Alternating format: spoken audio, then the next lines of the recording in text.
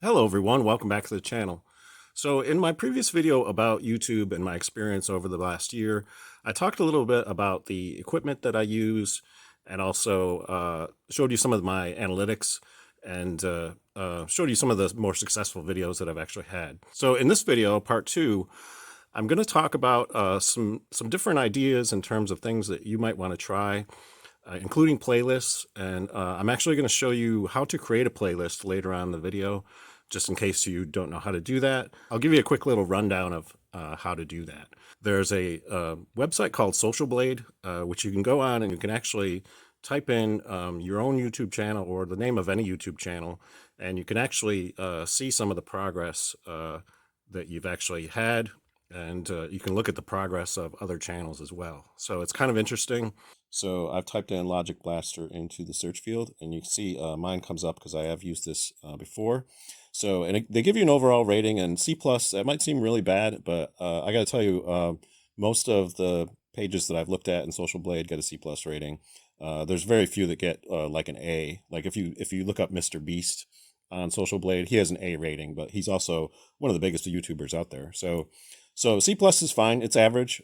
So I don't mind that grade, and it shows you how many subscribers I currently have, how many uploads, video views, and gives you some statistics on daily averages for views and subscribers and so forth. And the coolest thing about this is it gives you a chance to sort of track your progress outside of your own YouTube analytics. So what this does is if you click on future projections, they will give you a sort of estimate on where you're headed based on your current performance, where you're going to be in the future. So they show me 2 months out having 477 subscribers and 90,000 views. And then views milestones, you can click on that, and basically shows me, 14 days from now, I may have as many as 70,000 views and over 400 subscribers at that point. So that's very cool. Very kind of, interested to see how well this pans out. Earlier this year, they had actually had me reaching 1,000 subscribers by basically October. I thought that was rather generous, and you can see it's been updated. So they actually had me reaching 1,000 in June of next year. So much longer prediction in terms of how long it's going to take me to get to 1,000. So it looks like they've sort of corrected this because it did seem to be a little generous in terms of like how they were predicting my future. So, but it is interesting to see, and these kind of statistics and estimates can be pretty motivating in terms of saying, okay, I want to do better than this prediction, so I'm going to step up my game and produce more videos, and so I kind of like using Social Blade as a way to kind of get me motivated and sort of take a look at what they're seeing from an objective perspective outside of just my own analytics. So this is interesting, and you can look at anybody's YouTube page just by plugging their name into Social Blade and take a look at where they're at and where they're potentially headed. So it's all pretty interesting. But getting into taking a look at my YouTube page, and you'll notice that I actually have a unique URL for my YouTube page now. I didn't always have that. You have the ability to do that once you get to 100 subscribers. You can then customize your URL. So you can just type in www.youtube.com/logicblaster, and it takes you directly to my page. So that's a nice little feature, a little benefit of having 100 subscribers. A lot of people aren't even aware of that, that you can have your own custom URL once you pass 100. So, and as you can see, looking at this page, there's lots of different sections here. And you can access that by clicking on this customization thing right over here.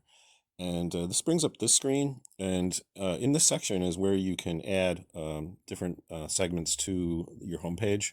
You can also add a specific video for returning subscribers. As you can see, I have my Blade Runner comic book review as a featured video. So anytime one of my subscribers returns to my homepage, this video will pop up. And also, so you can see all these different sections in here. So let's just take one out to experiment a little bit here. So I can remove the upload section. And so they allow you as many as 12 different sections in here. So if I wanted to add another section, so I could just click on that, and then you have a choice. You have various categories here. Like I could pick a single playlist. Let's say I wanted to add my Action Man playlist to the top. It actually adds it right here to the bottom, but then you can drag and drop it upward. So you can sort of just move it up to the top if you want to. So if I wanted to feature that as right on the top of my homepage, I could do that. And then once you've made all the changes that you want, you just have to click publish, and that saves your changes. Well, you can see, I've got various playlists, and then you have the possibility to do a section with multiple playlists too. So you can see right in here, I created one called Action Figures. So there's 6 different playlists in that particular section. So what it does is it gives people a lot of stuff to click on. And also down here, you can see I have a featured part for my short videos. And then below that, it's other channels to check out. So if you want to have an area that features other channels, other YouTubers that you're interested in, and you want to feature them on your homepage, you can do that as well. So there's lots of possibilities in terms of things you can actually do with your page. So that's very cool. So I'm just going to cancel out of this because I don't really want to save the changes that I made. So it'll go back to the way it was before. So in terms of some of the videos that I've created for my channel, I'm always interested in trying new things. And one of the ones that has worked out really well for me are the shorts. And these are videos that are shot in a vertical format, and they're a minute or less long. And I find them very useful for just doing very quick reviews of things like a Hot Wheels car. I can just do one review of a Hot Wheels car and do that as a short video. And the benefit of doing them in that vertical format and 1 minute long is they get put in this shorts feed on YouTube. And sometimes they really blow up. They get hundreds of views, sometimes 1,000 or more views. And it's very exciting when that's happening. And I've done some screenshots that I'll put up here of what that looks like when all those views are coming in. Often it'll happen when you're asleep or something like that. Suddenly one of your videos will blow up, get hundreds of views, and then it'll just go back to normal views. So it's a very strange kind of phenomenon. But what that does for you is it gets a lot of attention for your channel that you might not otherwise have. A lot of people are looking at your channel who've never seen it before. So all those views are very helpful in terms of getting more attention for you.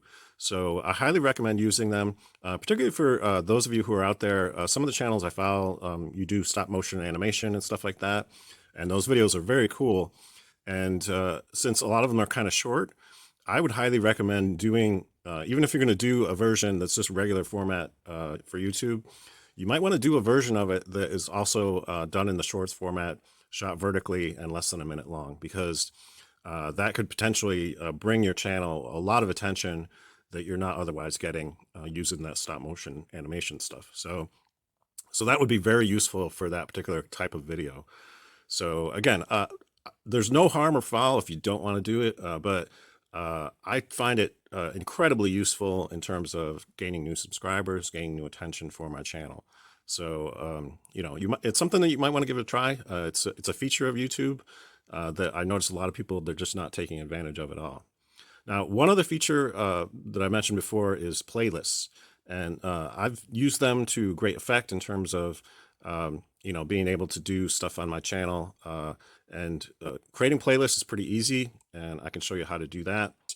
I want to show you briefly how to create a new playlist. So you go to the playlist section, and then over here you click on New Playlist. So what I want to do is I'm going to create one called Logic Blaster Channel Updates. Okay, so once I've established the title of it, I can click on Create. Now, once that's created, you can see it appears here. And then if I want to add specific videos to that playlist, all I have to do is click into Content here.